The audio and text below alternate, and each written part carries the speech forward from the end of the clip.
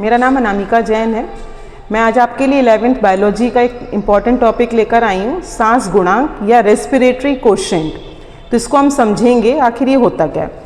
तो सांस गुणांक को जब हम देखते हैं कि श्वसन की क्रिया करते हैं तो उसमें मुक्त की गई CO2 का आयतन बटे उपयोग में लाई गई ऑक्सीजन का आयतन, जब इसको हम डिवाइड करेंगे तो जो हमको अनुपात प्राप्त होता है उसको बोलते हैं सांस गुणांक या रेस्पिरेटरी कोशेंट।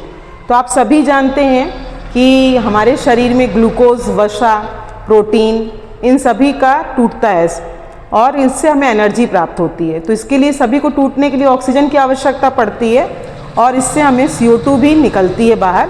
तो हम वही देखेंगे कि जब हम कार्बोहाइड्रेट का इस्तेमाल करते हैं या फिर ग्लूकोज का, तो फिर इधर हम रिएक्शन देखें C6H12O6 + 6O2 gives 6CO2 + 6H2O plus energy या ऊर्जा। तो इसमें सांस गुणांक अगर निकालें तो 6CO2 मतलब जितने CO2 हमको मिले हैं और कितने ऑक्सीजन के मॉलिक्यूल्स इसके लिए यूज़ हुए, तो अगर हम इसको देखें तो ये दोनों ही 6 हैं। तो इसका गुणांक कितना आया 1। तो इस तरह हम समझ पा रहे हैं कार्बोहाइड्रेट का सांस गुणांक या रेस्पिरेटरी कोशेंट 1 है। इसी तरह से जब हम आगे वसा का देखेंगे तो वसा का एक मॉलिक्यूल दिया हुआ है, उसमें कितनी ऑक्सीजन लग रही है 145 और उसमें कार्बन डाइऑक्साइड के अणु कितने निकल रहे हैं 102।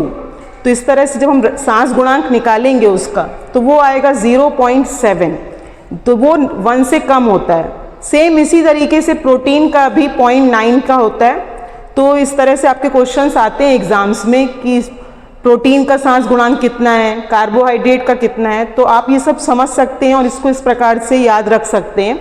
आशा है आपको टॉपिक समझ में आया होगा। Thank you.